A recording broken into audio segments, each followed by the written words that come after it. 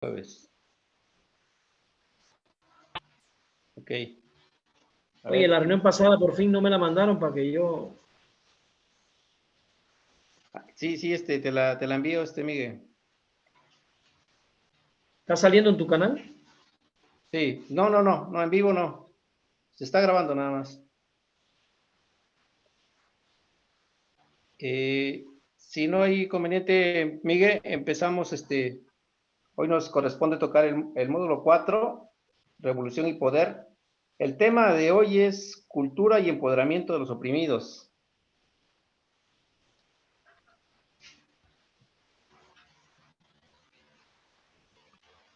¿Ya? Sí, adelante, Miguel, tienes la palabra.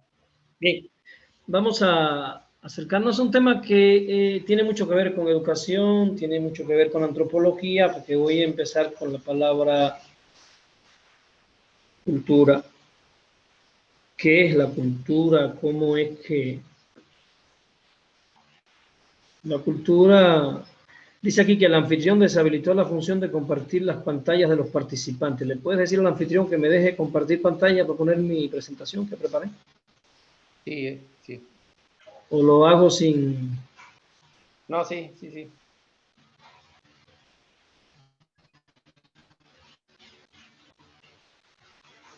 Sin compartir?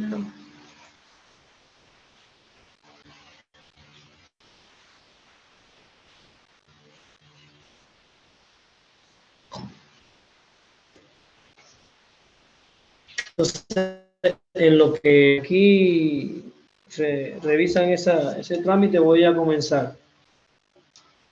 Voy a hablar despacio para todos los que quieran, los que vayan a escribir. Yo siempre doy las pláticas suponiendo que hay alguien escribiendo al otro lado de la pantalla. Lo primero es preguntarnos qué es cultura, porque comúnmente cuando hablamos de cultura la gente piensa en las manifestaciones culturales, ¿no? La música, el arte, etcétera, etcétera, etcétera. Pero tenemos que regresar al plano del desarrollo filogenético del hombre para entender qué es la cultura y la importancia de la cultura. El hombre es un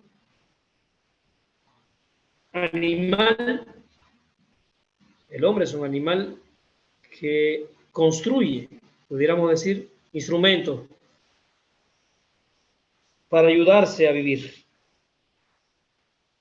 Los primeros instrumentos que construimos fueron instrumentos de piedra, útiles para cortar la carne y sacar el cuero de los animales que nos servían para cubrirnos del frío. La elaboración de instrumentos, fundamentalmente.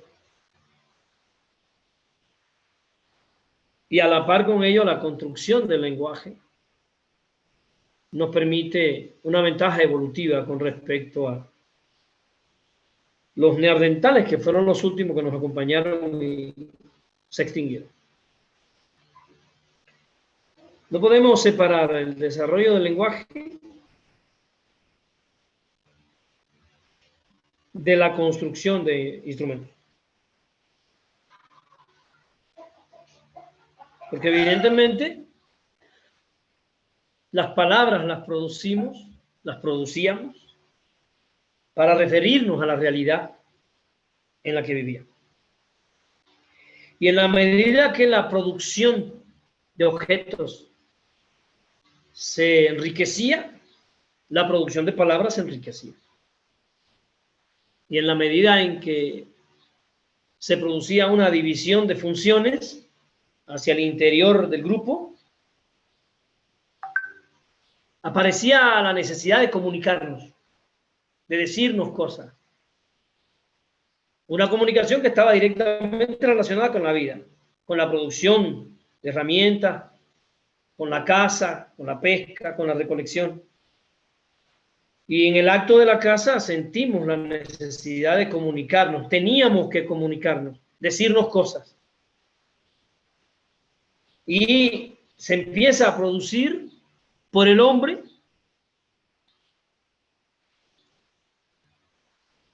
objetos materiales, esto es importante que lo consideremos, objetos materiales tangibles,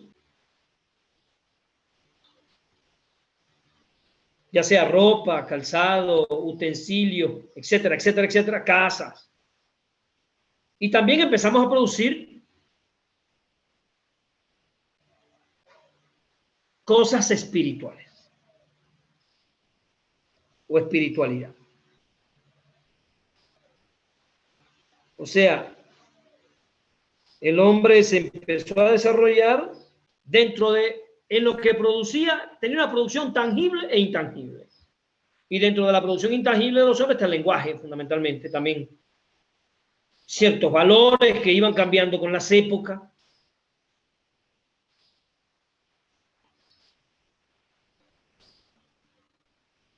En la época de Genghis Khan, cortarle la cabeza a los enemigos, asesinar los niños, llevarse a las mujeres para preñarlas, era un indicador de valentía. Cuando los hunos invaden el Imperio Romano, asesinar mujeres embarazadas, niños, robarse a otras mujeres, era un valor reconocido, respetado. Hoy en día eso se consideraría una barbarie, aunque hoy en día pues han mutado, ¿no? Vemos lo que hace Israel con el pueblo palestino. Para un soldado de Israel hay cosas que son respetables, para nosotros no lo son, soldado israelita. Pero lo que quiero que quede claro, que el hombre fue creando cosas tangibles e intangibles. La amistad es una creación intangible, es un valor. La lealtad, el honor, la fidelidad, el amor. También los zapatos, la ropa, las casas, los celulares, los aviones, los carros, etcétera, etcétera, etcétera. A toda la creación humana le vamos a llamar cultura. Entonces la música no es cultura. La música es una manifestación cultural. Cultura es una categoría filosófica que la usaremos solo para referirnos a todo lo que el hombre ha creado. Todo lo creado por el hombre es cultura.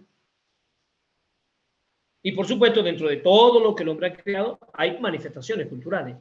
La música, la pintura, la danza, el arte, la lengua, etcétera, etcétera, etcétera, etcétera. El hombre fue creando la cultura. Y la cultura lo fue creando él.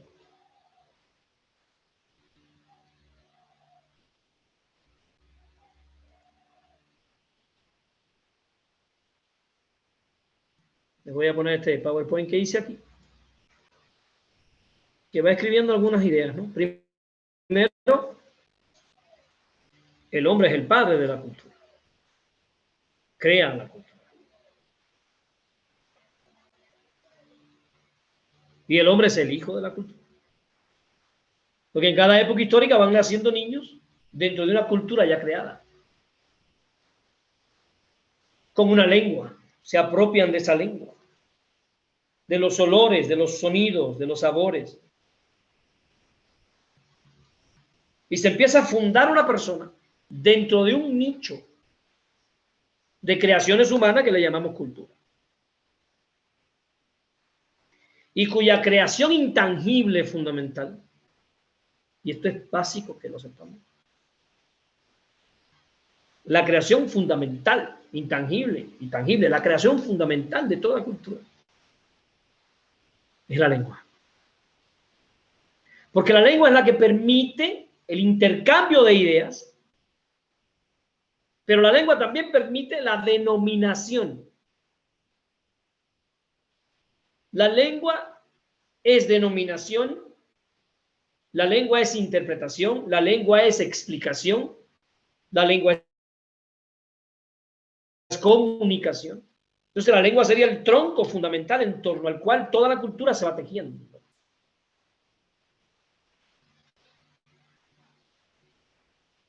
Cuando yo le arrebato a un pueblo su lengua, le estoy arrebatando un elemento básico de su cultura, y por supuesto le estoy arrebatando identidad, porque identidad es identificarse con. Si un mije se identifica con producciones tangibles e intangibles del pueblo mije, que están asentadas, codificadas en la lengua. Si yo en una institución educativa impido que un niño mije hable la lengua mije, le estoy impidiendo que sea él. Le estoy impidiendo que exprese su cultura, que designe los objetos con su propia lengua. Lo estoy obligando a cambiar el sistema de signo hacia un sistema de signo creado en otro nicho cultural. Y muy probablemente hay un conflicto de interpretaciones, porque esa palabra creada en otro contexto a él no le dice lo que le diría la palabra suya. Por eso pudiéramos decir que la cultura es la forma con la que nos relacionamos con el mundo. Entonces no hay hombres sin cultura, no hay hombres incultos, porque un hombre inculto tendría que ser un hombre no socializado, no humanizado, un animal en el bosque, sin contacto con la humanidad, un hombre bestia, sin lengua, sin identidad. Eso sería un hombre inculto. No existe el inculto porque todo hombre está constituido en una cultura, desde una cultura. Es una cosa que tenemos que entender, porque evidentemente los sistemas de dominación norman la cultura que, según esa lógica de la dominación, debería poseer alguien que se considere culto, pero desde una posición de dominación. Los que no accedan a eso son disminuidos, rebajados. Entonces, cuando concibamos la emancipación, cuando concibamos la dominación y el poder, tenemos que estar pensando la cultura dentro de todo. Porque hay algo que quisiera yo explicar. A nosotros no nos conquistó la cultura española, eso es un error. Nuestro problema no es con España en cuanto a cultura. Nuestro problema es con el capitalismo. Nosotros no. Llegan aquí en una relación capitalista. No es un tour cultural, no fue un intercambio cultural. Fue una relación de dominación porque vienen primero a robar la tierra, a robar los recursos, a imponerse por la fuerza, y desde esa postura empieza a haber un intercambio cultural, pero no horizontal, sino desde una relación de verticalidad. Lo vamos a ver ahorita. Entonces, tenemos que entender que en el ser humano, las funciones mentales que nosotros tenemos, pensamiento, imaginación, memoria, valores, etcétera, etcétera, etcétera, etcétera, están construidas por la cultura. Y la cultura está construida por la forma de relacionarnos. No lo dije ahorita, lo traigo ahora. No solo creamos cosas tangibles, como mesas, casas, aviones, carros, zapatos, etcétera, etcétera, etcétera, sino cosas intangibles como los valores, pero también como las relaciones. Las relaciones son creaciones nuestras, porque el amor es una creación nuestra. La relación de amor entre la pareja es una creación del hombre, llena de simbolismos. Y esos simbolismos en la relación de amor pueden ser simbolismos en una relación de iguales, simbolismos que expresen afecto, simbolismos que expresen delicadeza, o pueden ser construcciones simbólicas que pongan a uno al servicio del otro, que pongan a uno sometido por el otro. O sea, el simbolismo alrededor de los conceptos y de las relaciones es un simbolismo que nace de las relaciones reales de la existencia. Y las relaciones reales de la existencia, al menos desde 1492 hasta la fecha, son relaciones de dominación. a partir de que se establecen relaciones económicas ¿no? Se apropian de la tierra, de los recursos, y dejan a la mayoría del pueblo sin recursos para sostenerse y tiene que salir a venderse, ¿no? A vender su tiempo, su energía, su fuerza de trabajo, le llama Marx, para poder vivir él y su familia. Ahí hay una relación de dominación. Pero lo que queremos que entiendan del tema de hoy es que esa relación de dominación que se establece en el plano económico se va configurando y se va construyendo, se va constituyendo como también una parte de la cultura, una manifestación de la cultura. La relación de dominación comienza a convertirse en una relación cultural y entonces hay niños que nacen ya como dominados, aprenden a ser dominados, hablan como dominados, caminan como dominados, viven y comen como dominados, como despojados, como oprimidos, observan la televisión como oprimidos, se acercan a la literatura como oprimidos, no leen, eso no me gusta, me da hueva tanta discusión filosófica, qué hueva, ¿no? Mejor estoy aquí en el Face, aquí viendo, ¿no? Alienándome. Esos son aspectos culturales de la opresión, no son imposición, sino que se han ido construyendo alrededor de una relación en la que yo no tengo trabajo, no tengo cómo vivir, vendo mi fuerza de trabajo y aprendo a estar entretenido con los productos del entretenimiento que el opresor me ofrece.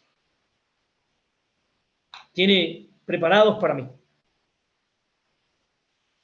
Porque el capitalismo descubrió hace mucho tiempo que el pensamiento es peligroso, que el pensamiento crítico es peligroso, que las personas que leen son muy peligrosas. Y entonces inventaron el entretenimiento.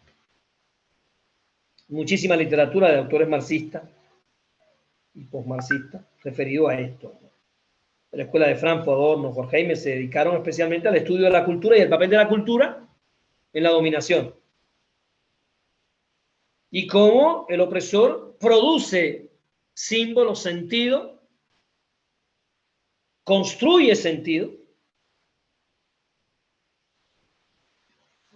para que el oprimido llene su tiempo de ocio y evidentemente construya una psicología de la opresión cuya función fundamental sería ocultar la opresión, que no la vean, que no la reconozcan como opresión. Entonces el hombre crea la cultura y la cultura crea al hombre. Y el hombre sigue creando cultura todo el tiempo y la cultura sigue creando hombres todo el tiempo. Cuando hoy inventamos el celular y todos esos juegos y vemos a las personas que ya no se desprenden de su jugando todo el tiempo, creamos el celular y el celular nos está creando a nosotros.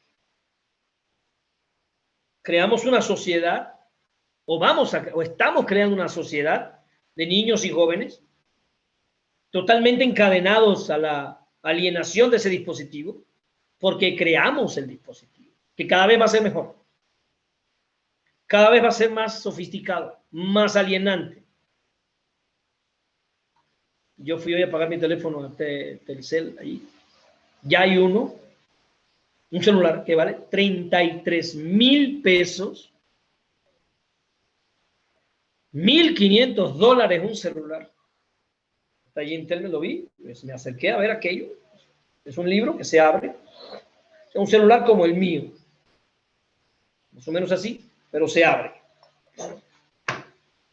Toda esa pantalla adentro se abre, que es una pantallota grandota como una tablet. Y ahí evidentemente yo voy a poder disfrutar los productos de la alienación con más éxtasis.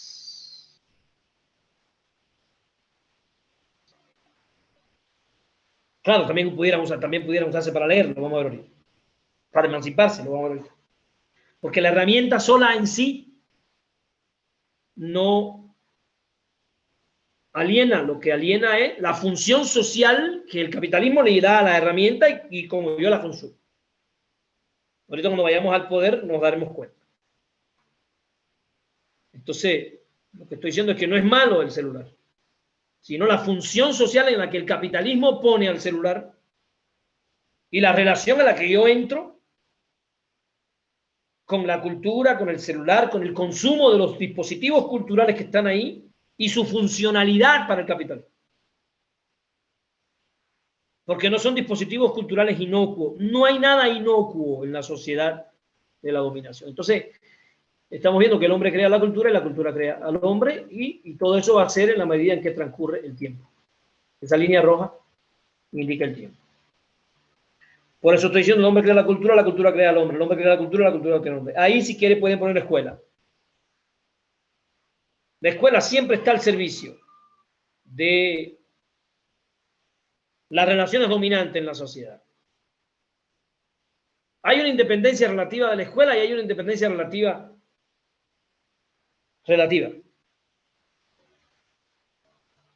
del gobierno con respecto a las relaciones de producción. Lo vimos la plática pasada.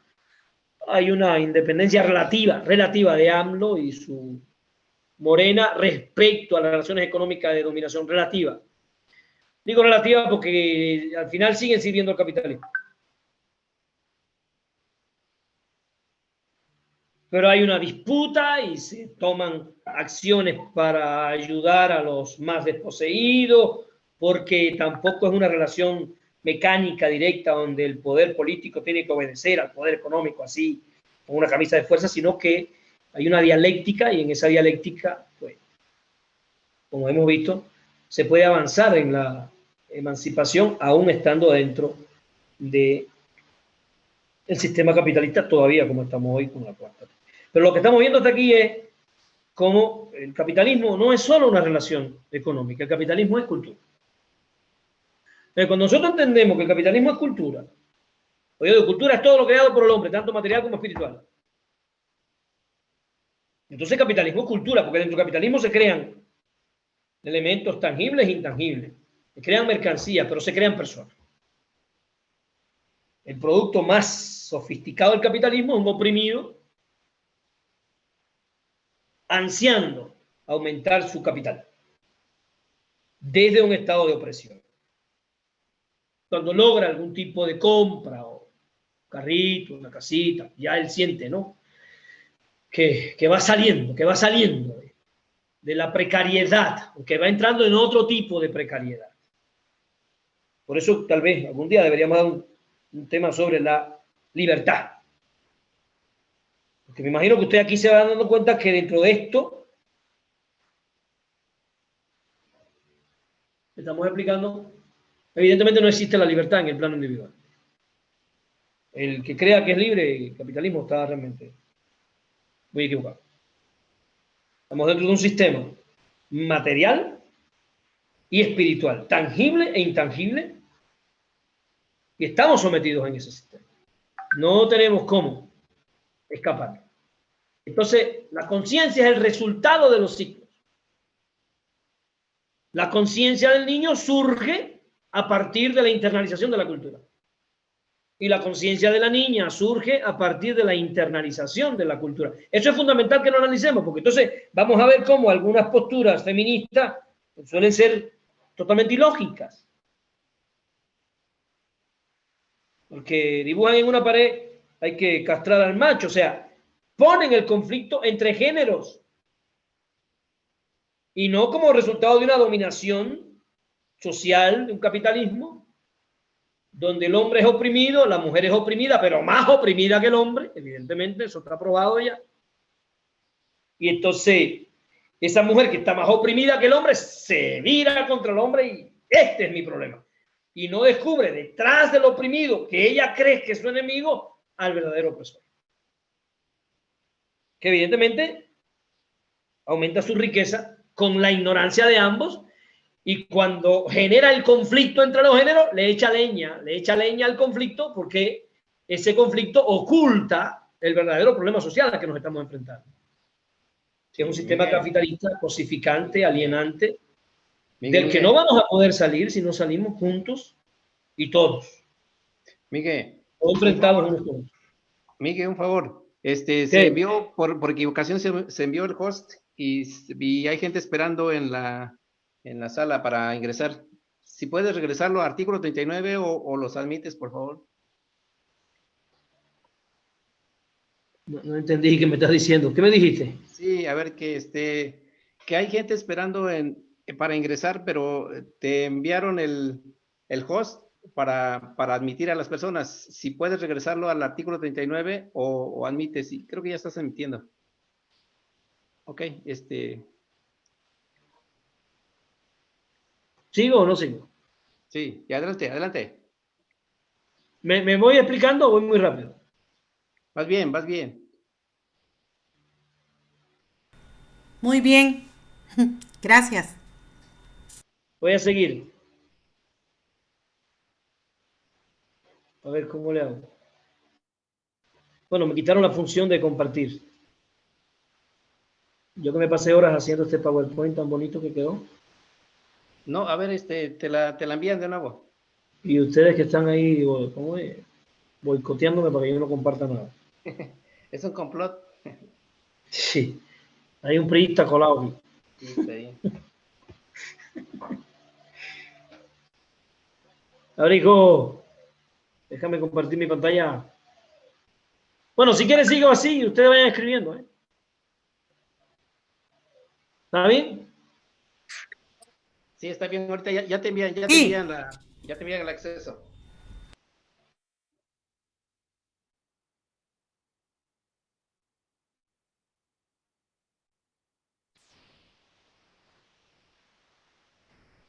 ¿Sí me escuchan? Sí, adelante.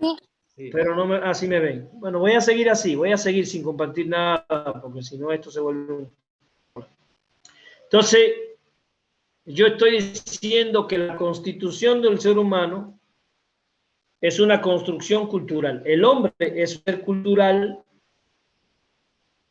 no porque el hombre tenga cultura, sino porque el hombre está constituido dentro de una relación cultural, dentro de un sistema de acciones económicas, ideológicas, políticas, filosóficas, religiosas, culturales, etcétera, etcétera, etcétera. Entonces, hasta aquí lo que he querido decir es que el capitalismo es la organización total de la cultura en torno a la explotación de unos por otros. Así yo voy a dar esa definición aquí, que parezca una definición que me acerque a la sociología, ¿no? Sacando de relieve lo sociológico más que lo económico. El capitalismo es la organización de la total de la cultura en una sociedad en torno al proceso de explotación de unos por otros y de unos por otras. Entonces tenemos que entender entonces que estamos frente a un proceso en el que tenemos que salvarnos de ahogarnos en el lodo de un sistema mientras estamos dentro del propio lodo. Y alguien puede decir, entonces, ¿cómo me libero? Estoy dentro de un sistema que me supera, me sobrepasa, me desborda. ¿Dónde empieza la liberación y dónde termina la liberación? Aquí en este momento, ya habiendo definido cultura y habiendo entendido algunos elementos de la cultura, yo quisiera referirme ahora, regresar de nuevo al término poder, que es el otro elemento importante de la conferencia. Con ahí poder. Yo voy a decir algunas cosas de poder que están muy relacionadas con esto que hemos estado discutiendo ahora mismo sobre cultura. Primero, siguiendo un viejo uso conceptual, voy a acercarme primero a qué cosa no es poder. ¿Qué no es poder? Primero, el poder no es una cosa que yo pueda tener o una cualidad en sí, mía o de un objeto, que lo tenga y se mantiene, así como, por ejemplo, la mesa tiene la propiedad de la inercialidad. La mesa tiene inercialidad, yo no se la puedo quitar. Ella tiene inercialidad, es una propiedad intrínseca a ella. Bueno, yo no tengo poder, yo tengo inercialidad, yo tengo una presión arterial, yo tengo un hígado, un riñón, pero yo no puedo tener poder, porque el poder no es algo que se pueda tener, no es una cosa. Tampoco el poder es una cualidad o una capacidad que yo tenga. ¿no? Pues yo ando por ahí, por el mundo, con mi poder, y cuando llego a un lugar, pues ahí pongo mi poder. No, no, eso no es así. Hay que entender entonces que el poder no es propio, ni de un objeto, ni de un sujeto. Eso hay que entender. Entonces, a partir de ahí brincamos entonces a acercarnos. Bueno, el poder solo existe en una relación. En ciertas circunstancias históricas, condiciones sociales, determinadas estructuras, yo tengo o adquiero, a partir de esa relación, cierto poder. Pero el poder no es inmanente a mí. El poder que yo puedo o no puedo tener existe gracias a algo exterior a mí. Algo exterior a mí lo hace posible, lo funda. Pero el poder no solo se haya relacionado con esta relación.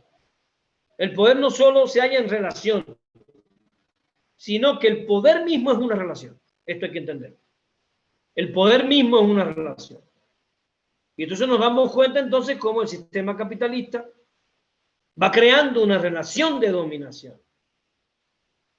Una relación de dominación porque tienen la propiedad de la tierra, de las minas, de la fábrica, de la industria, de los medios de producción, y yo no tengo nada de eso. Yo tengo que salir a venderme para poder tener algo para alimentar a mis hijos y alimentarme yo. Entonces, hay una relación vertical. Hay uno que posee y uno que no posee. Y entonces en esa relación se manifiesta un poder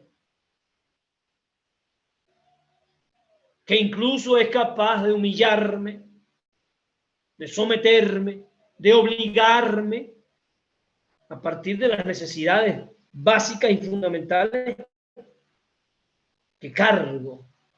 No puedo resistirme. Me tengo que someter. Eso es fundamental que lo entendamos. Ahora, alguien puede preguntar, ¿el poder es una relación entre qué y qué? Primero, sería bueno que comprendiéramos que el poder no es una relación entre los hombres y las cosas. Yo no tengo poder sobre mi zapato, aunque mis zapatos me pertenecen. Aunque evidentemente yo tampoco tengo poder sobre la naturaleza. Aunque el dominio de la naturaleza se da en determinadas relaciones de poder entre los hombres. Porque hay hombres dueños de la tierra y otros que no. Entonces, el poder es una peculiar relación entre hombres, entre los hombres, individuos, grupos, clases sociales, naciones, etcétera, etcétera, etcétera. Y es básico reconocer que en el poder, estos polos que se relacionan están en una asimetría. En una asimetría. Es básicamente asimétrico porque yo, por ejemplo, en un aula de clase evalúo al niño, él no me evalúa a mí. Yo le hago un examen a él no me hace un examen. Él en el examen responde las preguntas que yo considero que él tiene que responder. Y después le doy una calificación. Y él carga con la calificación suponiendo que yo tengo razón. Porque eso se ha cosificado en el sistema y los niños llegan a creer que realmente para ellos es muy importante lo que digan los maestros. Aunque lo que diga el maestro sea totalmente inocuo para su existencia, para su dignidad, para su emancipación, para sus problemas vitales.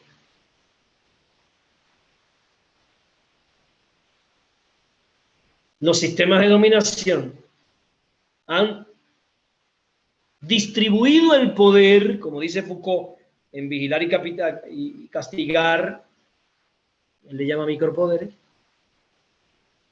hacia todas las relaciones humanas en la sociedad capitalista. Entonces, cuando algún camarada me dice, cuando algún compañero me dice, con muy buena intenciones lo dicen porque lo creen, yo sé que lo creen, que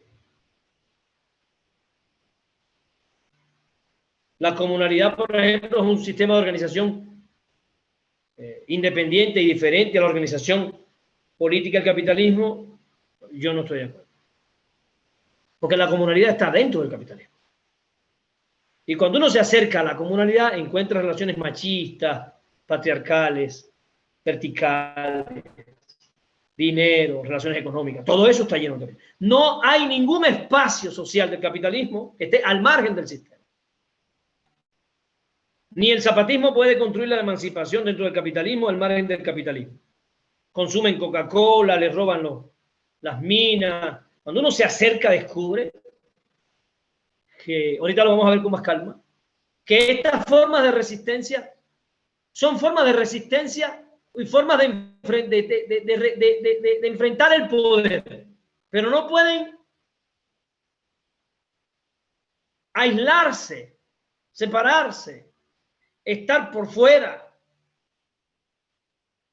Ese poder del Estado que lo llena todo. El correo, las cárceles, la policía, los cines, el internet, todo está lleno de relaciones que se han ido afinando cada vez más.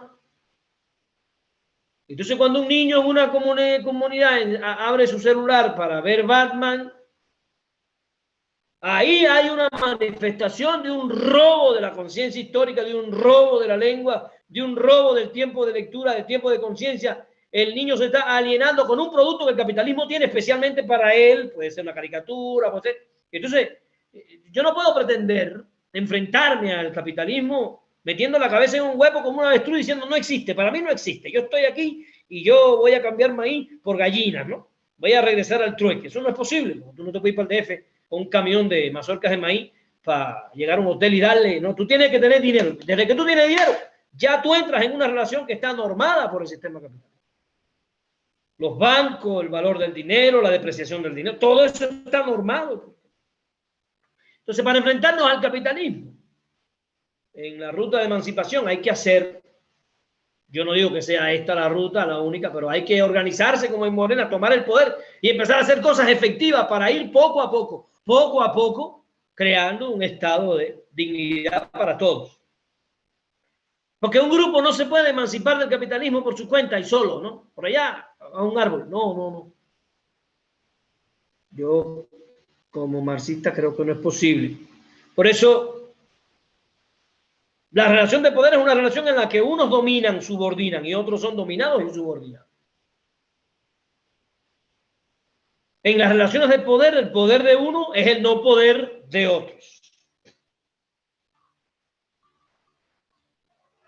Cuando yo tengo sed y no puedo tomar agua porque no tengo agua, ¿cómo me quito la sed? No, pues tienes que comprar una botella de agua. Pero que no es el agua, no es un bien común. Que el agua no pertenece a la naturaleza. Sí, pero tienes que comprar una botella de agua, te mueres de sed. Ah, bueno, está bien. Oye, ¿tienes una botella de agua? Me vendes una botella de agua. Ya yo estoy ahí en una relación. Ya yo entro en una relación. Ya hay un poder que me está vendiendo el agua. Allí mismo en la comunalidad. O la coca, lo otro. No es posible atraerse. No es posible seguir diciendo nosotros por nuestra cuenta nos vamos a emancipar con nuestras ideas. No es posible. Tenemos que discutir realmente con los camaradas y decir, a ver, ¿de qué estamos hablando? Vamos a discutir en serio porque están desarmando la confianza del pueblo en la organización de un partido. Hay otros que dicen,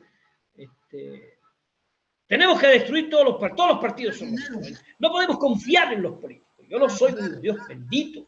Vamos a terminar como vacas en el potrero sin confiar en ningún político, pero gobernados por los políticos. Porque si tú te sustraes de la batalla ideológica para tomar el poder del capitalismo y regresárselo a los oprimidos, el capitalismo no va a desaparecer por sí solo. Eso no es que yo diga, yo no quiero el poder, no queremos el poder y ya el capitalismo desapareció y somos libres. Ay, no es tan simple. No es un acto de meditación la emancipación. Hay relaciones objetivas que están ahí. Por eso tenemos que discutir seriamente con muchos camaradas que con muy buenas intenciones desarman la confianza del pueblo, en un tipo de organización, en un tipo de político y en una manera de hacer política que queremos fundar, que además es nuestra. Eso que dice AMLO de el mandato obediente, viene del Summa Camaña, del Summa Catari, viene de las ideologías originarias, de nuestras formas originarias de organizarnos, donde había también momentos de la participación y de la representación. Eso es otra cosa que tiene que quedar clara. La participación en la asamblea comunal directa elige representantes que después toman decisiones. Ahí hay representación. Lo que pasa es que tienen la belleza, por ejemplo, de que no reciben salario, es un acto de... No, cuando uno lo analiza se da cuenta que hay una ética detrás de esto que deberíamos recuperar para estas nuevas formas de hacer política que queremos fundar, ¿no? Me queda muy claro que hay hay una riqueza ética en estas formas de organización que nosotros tenemos que tomarlas como referente para darle a la nueva manera de hacer política que queremos fundar la limpieza del servicio que aspiramos y que merecemos. Entonces, dominación y sujeción se imbrican necesariamente. Donde hay dominación hay sujeción. Nadie puede estar fuera de la dominación dentro del sistema de dominación. Evidentemente, tenemos que entender que en la dominación se impone la voluntad, las creencias y los intereses de unos sobre otros. Y ahí si ustedes escriban, si quieren escriban, Walt Disney no es neutro. Hollywood tampoco. Son los generales fundamentales del capitalismo. Porque hay una imposición de creencias. Hay una imposición cultural. Hay una imposición del consumismo irracional. Como cultura de masas, hacia todos los confines del territorio nacional. No hay nadie al margen de esto. Y ahí vemos a veces las marchas enormes de nuestros queridos y respetados maestros cargando sus botellas de Coca-Cola. O sea, no podemos pensar que yo puedo estar construyendo una escuela al margen del capitalismo. Tengo que reconocer que donde hay dominación hay sujeción. Y que al final Morena tiene que ser una ruta para ir logrando espacios de emancipación que nos permitan llegar a una emancipación final para todos, para todas y para todos. Yo lo tengo que entender. No puedo yo colaborar a la construcción de falsas utopías, no. AMLO es, no. AMLO es un camarada desarrollando una función importante y AMLO no tiene poder a partir de lo que explica. El poder es una relación y AMLO está hoy investido de un poder popular porque hay un pueblo que se levanta a apoyar el proyecto utópico, ético que él no construyó, que él representa. Todo esto lo construye la masa oprimida caminando la historia, para no caer en la idea de pensar que la revolución cubana es Fidel Castro, que la revolución venezolana es Hugo Chávez Frías, y quitarle al pueblo el poder fundacional en cuanto a Morena, en cuanto a la ética, la lógica de Morena, en cuanto a que le respiramos al presidente aquí detrás del cuello para empujarlo en la dirección en la que Morena está pensando la construcción de un México. Esto hay que discutirlo porque se encuentran los conceptos de democracia romana, la nuestra y la de la comunalidad, que algunos camaradas me dicen, esto no es democracia, la democracia, y se regresan a Roma. Porque sabemos que la democracia romana estaba basada en el esclavismo, por Dios, pero esa no es la democracia de la que estamos hablando nosotros. Por Dios, permítanos movernos 2000 años en la historia y decirle que hay una democracia popular que la está ejerciendo Cuba, que no es comunalidad, pero sí es un tipo de democracia que permite y enruta la emancipación, porque le da al pueblo la capacidad de elegir un tipo de representante con un tipo de ética diferente. Es una manera diferente, no digo que sea la única ni la mejor, yo no estoy diciendo eso. Yo estoy diciendo que sí tenemos que confiar en la política como un instrumento que en manos de un pueblo que va tomando conciencia se puede convertir en una herramienta para la emancipación. No podemos desarmar al pueblo de México diciéndole todos los partidos son lo mismo, todos los políticos son lo mismo, nosotros tenemos que dejar todo eso y organizarnos en grupos alrededor de comunas, ¿no? Porque al final le daríamos al PRI y al PAN todos los diputados para que ellos aprueben las leyes que quieran, mientras nosotros nos organizamos para que se roben este país y nos sigan oprimiendo. Yo creo que es importante que nosotros tengamos este tipo de discusiones y análisis porque nos ayudan a entender. Entonces yo decía, fíjense lo que lo voy a decir ahora. En la dominación se impone la voluntad, las creencias y los intereses de uno sobre otro. Y ello es independiente de que la sujeción se acepte o se rechace, de que se obedezca o se obedezca, interna o externamente. Independientemente de que la desobediencia externa adopte la forma de lucha o de resistencia, hay una dominación. Y entonces tenemos que entender que la aceptación o el rechazo de la dominación, la desobediencia o la resistencia, caracterizan modos de asumir las relaciones de poder. Pero cuidado, que yo desobedezca y que yo me resista no aniquila el poder ni lo anula. O sea, que yo esté en un estado de resistencia no hace desaparecer al capitalismo. Que yo esté en un estado de resistencia no hace desaparecer la relación capitalista de dominación, ni el Estado capitalista, ni el ejército capitalista, ni la policía capitalista desaparecen cuando yo me resisto. Por eso es importante entender que la resistencia frente a la dominación es una forma de asumir la dominación, pero no es una forma de emanciparse. Para emanciparse hay que tomar el gobierno, hay que construir un poder, hay que ir cambiando poco a poco las relaciones de producción, las relaciones económicas, hay que ir distribuyendo la riqueza. La resistencia por sí misma no te emancipa, no te libera. Los maestros pueden estar 200 años construyendo el peteo, el capitalismo no va a desaparecer por eso. Los maestros de Oaxaca pueden pasarse todo el tiempo que quieran haciendo peteo. Lo pueden hacer precioso. El capitalismo no va a dejar de ser capitalismo por eso. Ah, pero la gente va a tener conciencia. Perfecto. Entonces la función de la escuela y la función nuestra es crear conciencia para que la gente, además de resistir, se organicen, participen en las elecciones, tomen el poder y cambien el país. Yo les pregunto a los que están aquí, ¿qué condiciones de gobierno tendríamos hoy en México si hubiésemos logrado 400 diputados federales?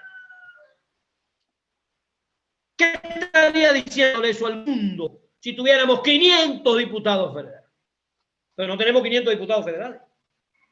No logramos la mayoría calificada, como dice Víctor. Las 2/3 partes. Con las 2/3 partes, pudiéramos nosotros incluso entrar directamente a la Carta Magna y decir, está bueno ya, de que nos sigan robando, amparados en la ley. Pero no podemos. Porque muchísimos oprimidos votaron por el opresor. No podemos. También hubo maestros que votaron por el opresor. Y aquí aparece la cultura, aparece el poder y aparece la emancipación. Y hay que entender la relación entre ellas. No toda cultura emancipa. La cultura ancestral no te emancipa. Cuidado, compañeros, compañeras, camaradas. Que yo hable una lengua originaria no significa que yo esté emancipado. Yo puedo estar dominado y hablar 5 o 6 lenguas originarias. Las herramientas que tenemos frente a la historia para caminar el proceso de liberación de nuestros pueblos sigue siendo la misma: organizarnos, salir en masa a las elecciones, arrebatarle el poder del Estado, que es uno de los tipos de poder, ya lo explicamos. Y en base a arrebatarle la maquinaria del Estado, empezar poco a poco, unos más rápido, otros más despacio, unos con más, otros con menos dificultades, con el imperialismo siempre dándonos en la cabeza, porque se van a alebrestar. Miren cómo vino ahora esta señora gringa a traer 1 millón de vacunas y a decirnos que se le iba a seguir pagando a las ONG que ejecutan funciones ideológicas en contra del Estado. Al imperialismo no le conviene que compramos una refinería y estamos haciendo otra y mejorando otra. Y al final, cuando no llegue el crudo a los Estados Unidos y ellos pierdan el gran negocio de refinar nuestro propio petróleo para vendernos nosotros la gasolina, se va a enfrentar al interés económico del capital internacional con un pequeño país que está intentando hacer algunas pequeñas cosas para mejorar la vida de los más empobrecidos por 500 años. Es importante que nosotros salgamos al paso cada vez que un camarada con muy buenas intenciones nos salen con unas historias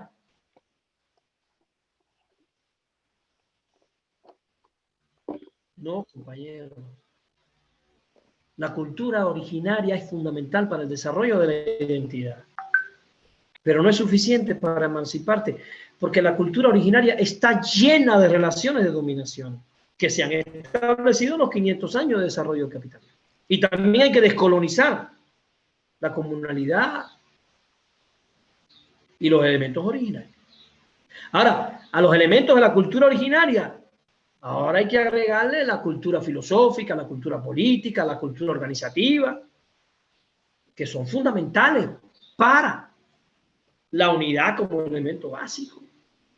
Pues no podemos olvidar que en la lucha contra los castellanos que llegaron a este territorio, uno de los elementos fundamentales que se constituyeron en el acicate de la derrota nuestra fue la división entre nuestros originarios.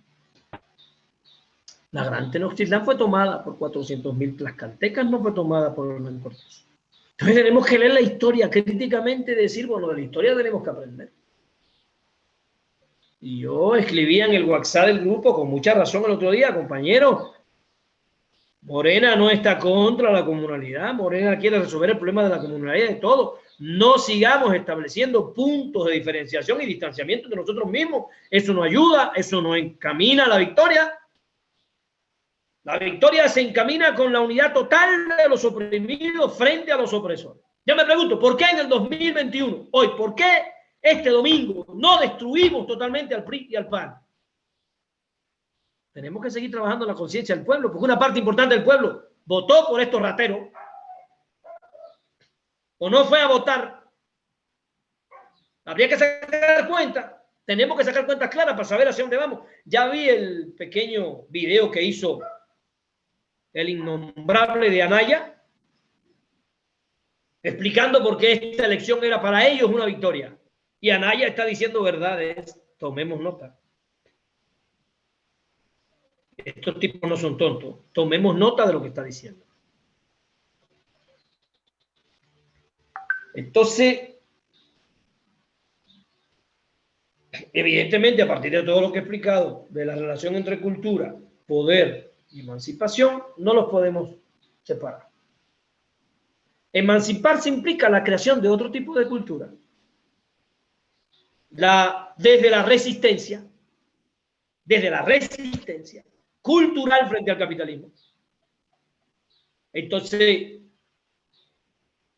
hay que redefinir el peteo y verlo como un espacio de construcción de resistencia cultural frente al capitalismo. Es una forma de asumir la dominación, reconociendo que seguimos dominados. Seguimos dominados.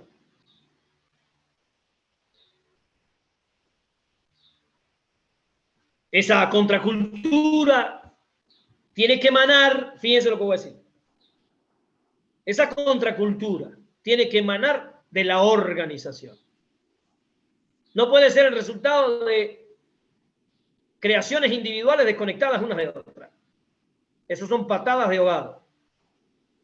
Ya hemos visto lo que ha pasado a nuestro alrededor. Ya vimos cómo el correísmo fue derrotado. Apuntemos la experiencia de nuestros vecinos. Y mira que Correa fue brillante. Y mira que hubo avances en Ecuador con el correísmo. Y votaron por un banquero neoliberal conservador. Y los primeros que llamaron a no votar fueron los originarios. En nombre de un medioambientalismo trasnochado, así lo digo, cuidar al medio ambiente aunque la gente se esté muriendo de hambre. Habría que ver si sus hijos son los primeros en la fila para no comer. No se puede defender la Pachamama en nombre de millones de seres humanos que no tienen para comer. Como dijo Fidel, no se puede hablar del nombre del medio ambiente en nombre de millones de mujeres y hombres que no les alcanza para alimentar a sus hijos. Necesitamos producir alimentos, medicina, para toda esa gente que no tiene esperanza. Por eso habrá que explotar un poquito el medio ambiente hoy para protegerlo mañana. Necesitamos un trencito Maya, necesitamos recursos. No se hacen los programas sociales con buenas intenciones y con banderitas de...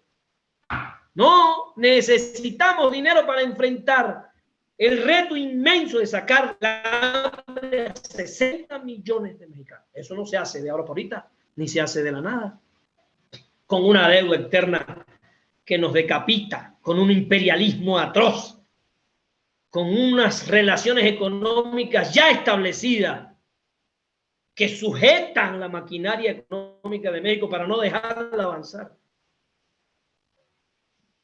Es por eso que necesitamos la cultura, la discusión abierta, la discusión sentida pero sin ofensas, el debate abierto con nuestros camaradas para entender que necesitamos la cultura originaria, pero también la cultura antiimperialista, anticapitalista. Necesitamos la unión entre lo originario y lo actual.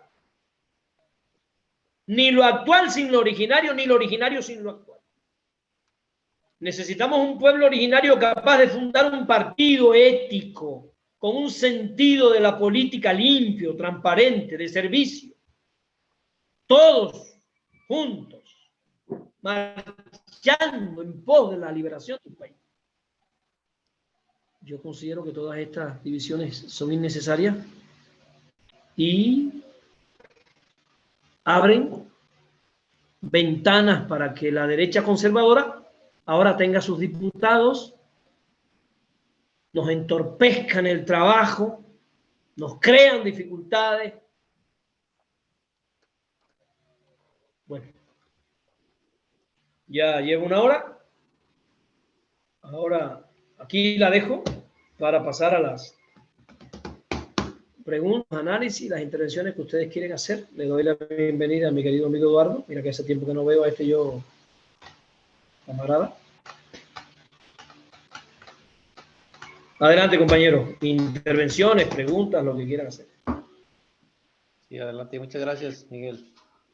Compañero Eduardo, compañeros, si hay ahí preguntas, algunas opiniones.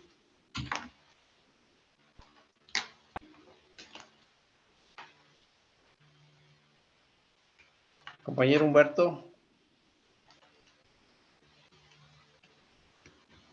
Jesús que tiene un pensamiento bastante interesante. Nos gustaría conocer tu opinión, compañero Jesús.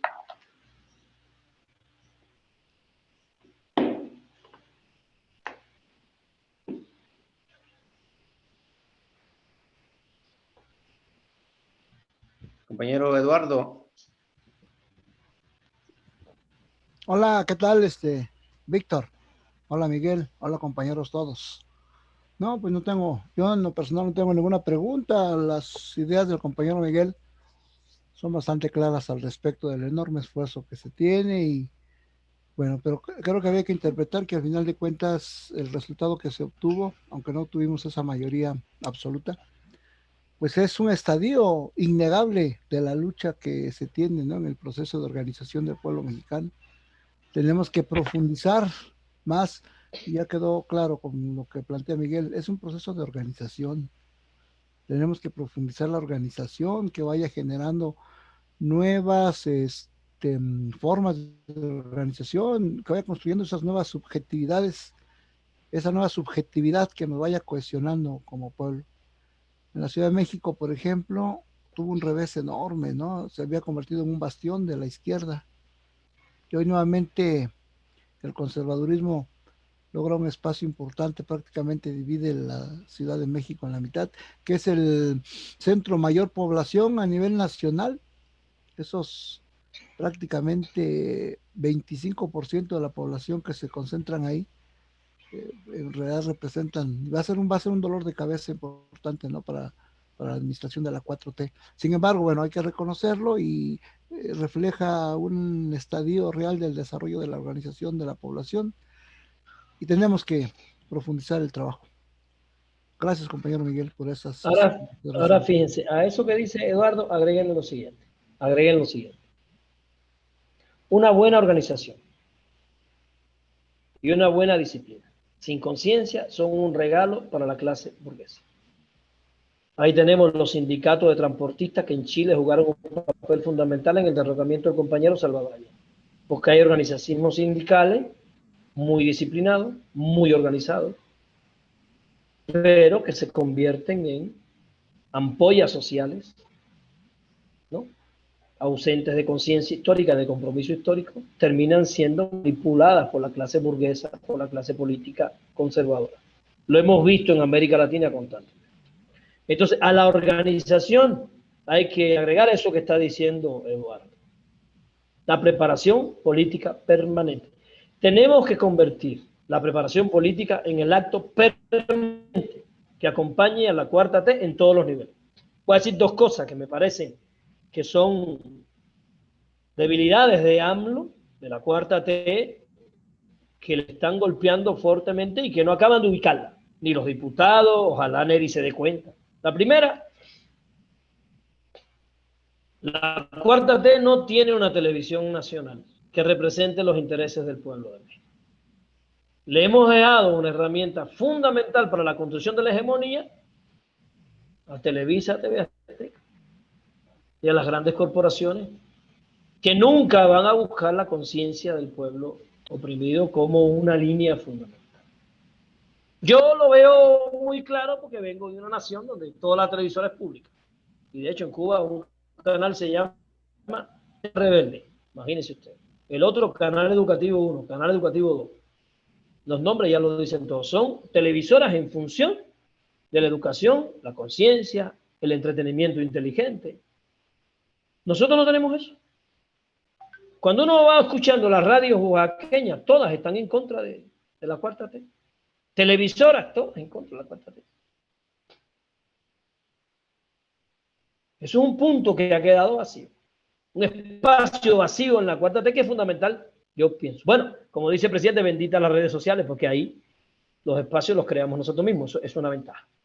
El otro elemento que yo le veo muy débil a la 4T y a Oaxaca está en el proyecto educativo que no tiene. Tenemos que reconocer que la 4T no tiene un proyecto educativo, Oaxaca tampoco. Sigue siendo un refrito de la reforma neoliberal de Peña Nieto. En lo fundamental no cambió. No se está buscando una educación cuyo objetivo sea la conciencia crítica del sujeto, el desarrollo integral de la personalidad. Seguimos alienados con el instrumentalismo científico. Seguimos alienados con propuestas curriculares que alejan al alumno de su realidad histórica. Seguimos alienados con una escuela que no pretende enredarse en la discusión ideológica, porque esa es la lógica que nos vendió el capital neoliberalismo, que la escuela no puede ser ideológica. No reconocemos realmente que todo acto educativo es un acto fundamentalmente y primeramente ideológico. Arrastrando estas dos deudas graves que yo veo que son graves para nosotros, nos pueden costar la victoria más adelante. No se olvide. Porque todo el mundo no carga bajo el brazo un libro, pero todo el mundo ve en su casa la programación de Televisa y TV Azteca. Entonces ellos tienen una ventaja. Ellos tienen un espacio hacia el interior de todos los hogares de México que nosotros no tenemos. Aún así estamos ganando, hay que reconocerlo. Pero ¿cómo estuviéramos hoy si tuviésemos una televisora pública? Donde la gente pudiese informarse, donde ya no tuviéramos que estar enganchados con las mañaneras, pudiéramos quitar hasta las mañaneras y tener programas de debate filosófico, de historia, de filosofía, y la gente llenándose cultura, porque a la hora de votar diga, no, pues con todo lo que yo sé ya no me engaña, esta gente no me engaña, ya no me manipula, ya conozco, ya sé, ya me sé la historia, ya me la enseñaron, estoy ahí. ¿Cuánto no habríamos avanzado si nosotros tuviésemos hoy, a mitad del mandato del presidente, una televisora? Eso tenemos que discutirlo a todos los niveles, con todos los representantes, las escuelas políticas nuestras. Ahí tenemos a los diputados federales y a los diputados locales. ¿Qué diputado de esos nuestros, de Morena, creó una escuela allí, en el pedazo donde él representaba, para que vinieran los oprimidos a recibir temas de filosofía, psicología, pedagogía, historia? Que votaron por nosotros y pensamos que la representatividad nada más es no robarse el presupuesto. No, la representatividad implica también una función educativa, una función de construcción de sentido de los oprimidos. Que los oprimidos sepan, comprendan, entiendan. Si nosotros no vemos la dimensión pedagógica de la política y el papel fundamental que el político tiene que jugar en cuanto a educación de la masa que lo eligió, cada vez que hay elecciones vamos a estar con el susto acá, sin dormir, esperando a ver qué pasa. Nunca vamos a estar con la tranquilidad de saber que llueve, trueno y relampaguee, no nos derrota. Por eso es importante discutir estos temas. Quería agregar eso a lo que dijo mi querido amigo Eduardo. Te mando un abrazo, Eduardo. Oye, Miguel, Víctor, pero de aquí surge otra pregunta. Miguel, tú hablabas de que ningún diputado ha creado una escuela alternativa.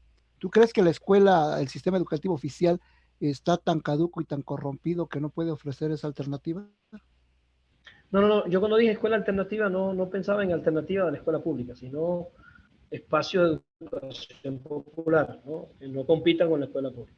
No, yo creo que la escuela pública mexicana ha estado, está y seguirá estando al servicio del capital. Lo creo. Los currículos, los modos de evaluación, los modos de relacionarse con los padres de familia, el ethos escolar, todo eso está construido desde la dominación y para la dominación. Yo soy padre de familia y yo siento la dominación cuando me acerco al espacio escolar. La siento. No me he puesto a hacer investigación sociológica con eso, pero yo la noto en las cosas que se debaten. Cuando usted va a las reuniones de padres, puras tonterías, que si comemos tamales, que si tomamos agua de horchata, no se debate de política, no se debate de historia, no se debate de psicología. O sea, los temas fundamentales que los padres querrían saber para acompañar el proceso educativo de sus hijos no se debaten. En algunos lugares existen, ¿no? Trabajo importante, pero como generalidad eso no existe. La relación de la escuela con los padres es una relación de dominación. Hay ejemplos que se salen de esta norma. Y no es así porque los maestros sean malos, lo dejo claro. Es así porque hay un sistema de dominación estructurado en la misma lógica de la institución y en las sujeciones de la institución que es muy difícil de romper. La propia currícula, las formas de evaluación, los tipos de evaluación, los contenidos que se evalúan. Todo eso sirve al sistema capitalista.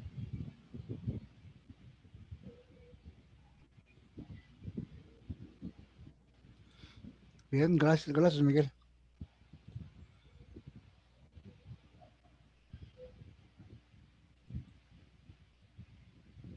Sí, quiero agregar algo más a esa cuestión de de la realidad que aún todavía tenemos en nuestro país. Agregar, por ejemplo, la cuestión de la influencia de la religión católica en las comunidades, la influencia también en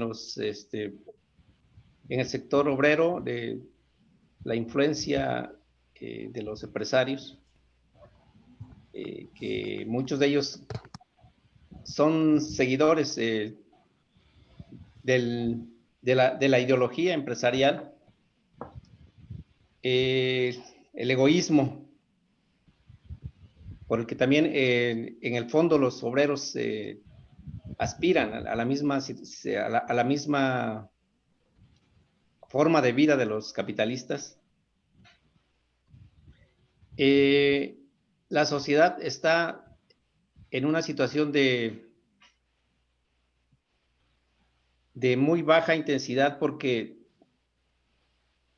tiene muy pocos elementos para saber exactamente qué está pasando en este país en cuestión de cifras, del desastre económico, el desastre educativo, el desastre de los medios de comunicación, de la planta productiva. Conoce muy pocos temas sobre cuestiones económicas, cómo se maneja la economía, y esto ha sido, por un lado, influenciado por la televisión. Por suerte, lo que dice Miguel es algo que preocupa demasiado, porque a estas alturas ya el presidente debería tener una cadena a nivel nacional para coberturar esta información. Es algo imprescindible, no se puede seguir en ese esquema de mañaneras. Tiene que ser ya una televisora que pueda por lo menos competir, si no es que desplazar a esas televisoras. Hace falta un sistema de formación del ciudadano. No sé si tendría que ser a través del mismo gobierno, a través de la sociedad civil. Es decir, la ciudadanía no está preparada para un cambio de régimen. Muchas personas siguen votando hoy por Andrés Manuel, porque les cae bien Andrés Manuel, porque está ayudando a Andrés Manuel, pero no tienen claridad en el proyecto, ni saben con quiénes se está enfrentando la población hoy en día. No conocen la cuestión del neoliberalismo, no conocen al enemigo interno que tenemos. Y entonces esta falta de información hace que los ciudadanos no tomen en serio y no asuma un papel de manera definitiva o definitoria, no se define ante la situación porque no tiene los elementos para poder definirse. Piensan que los partidos son lo mismo, o piensan que no es necesario pelearnos, o no es necesario contradecirnos, que hay que llevarnos, que es decir, no hay claridad en cuanto al enemigo histórico que tenemos enfrente. Y esa es una de las partes fundamentales. La educación, por supuesto, la educación en este país sigue intacta. Los mismos normalistas, los mismos profesores que hoy están formando, tienen una ideología no bien definida, ¿no? Son manipulados también, es decir, no están haciendo el trabajo que se requiere para los cambios. Y entonces estamos en una situación todavía difícil para poder cambiar las cosas. Fuera muy diferente que hoy tuviéramos la mayoría y estaríamos pensando seguramente en una asamblea constituyente para una nueva constitución, pero no ha sido posible. No se pudo. Y entonces el trabajo está ahí, las organizaciones sociales de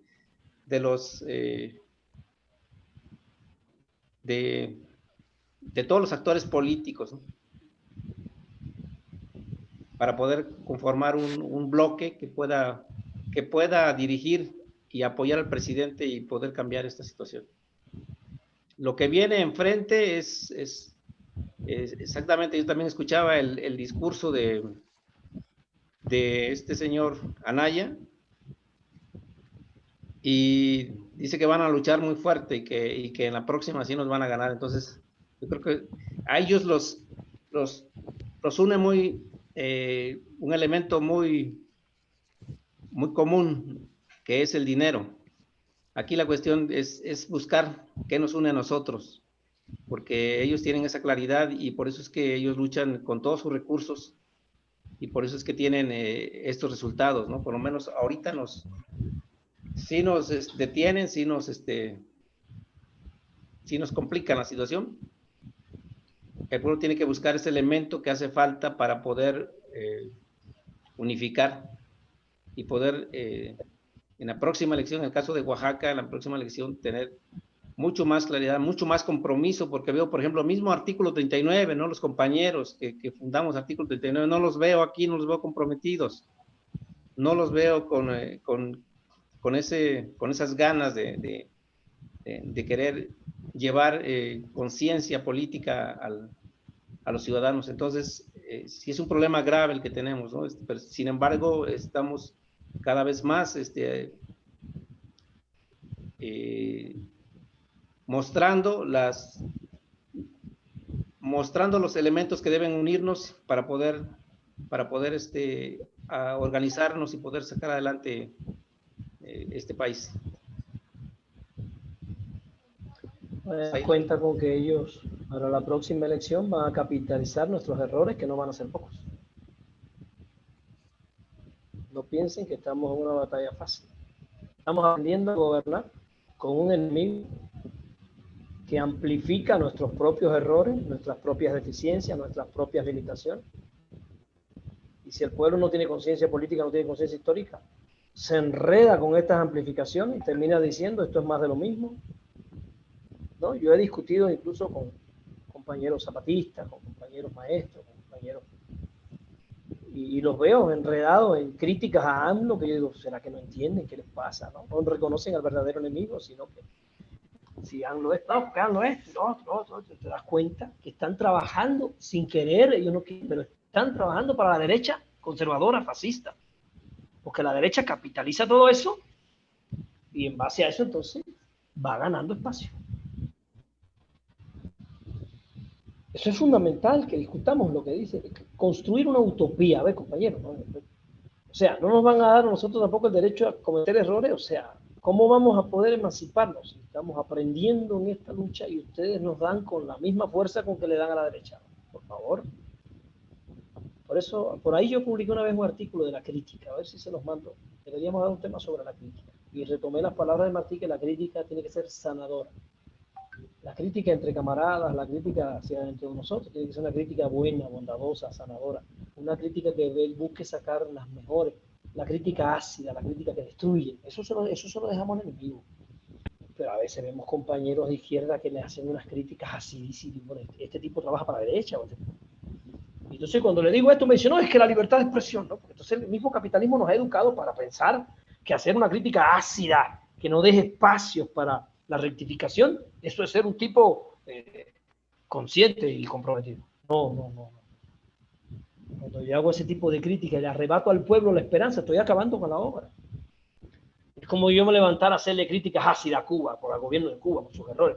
No, tranquilo. Cuando yo critico a Cuba, la critico con amor, con cariño, porque es mi isla, mi gobierno, mi socialismo, con defecto, pero mi socialismo. Entonces yo lo critico con tanto amor que a veces no parece ni crítica. Bueno, compañero, es que tengo que criticar saludando a la obra, no puedo criticar destruyendo la obra, pero nos quedamos sin nada. Y cuando el pueblo no tiene conciencia, estas críticas ácidas de camaradas de la izquierda que tienen prestigio, nos hacen un daño terrible. Nos hacen un daño terrible. Mire, ¿cuánto daño nos puede hacer a nosotros las críticas del subcomandante Galeana, subcomandante Marcos? Enorme, porque es un personaje histórico, con prestigio, con reconocimiento. Cada vez que él levanta el hacha y nos da en la cabeza, el hueco que nos hace es inmenso. El daño que nos hace es terrible. La crítica que nos hacen los compañeros de las comunalidades, los compañeros originarios, son críticas a veces muy ácidas que nos hacen tremendo daño y que la derecha capitaliza todo eso a su favor. Como hicieron con el correísmo, compañero. El correísmo lo destruyó la izquierda. La derecha no ganó. Fueron los indígenas ecuatorianos. Ahora tienen un neoliberal. A ver cómo les va ahora. Estoy esperando a ver si el banquero Lazo que pusieron ahí va a proteger al medio ambiente en Ecuador y va a proteger el interés de los niños. Estoy esperando. Cuando aparezcan los cabecillas comprados, porque generalmente esos cabecillas los compran para que jueguen una función de zapa. No digo que sea el caso nuestro. Alerto sobre el daño que hace la crítica sin mesura, la crítica sin buenas intenciones, la crítica sin deseo de construir la cuarta T.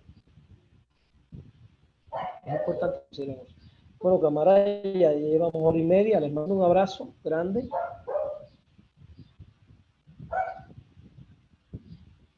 Damos por concluida esta sesión, compañero Miguel, compañeros Jesús, Humberto, Jessica, y nos vemos en la próxima.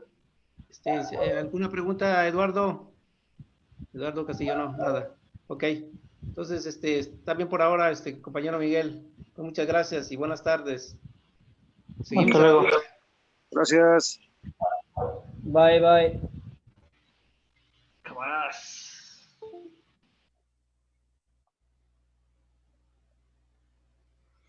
Nos vemos en la victoria.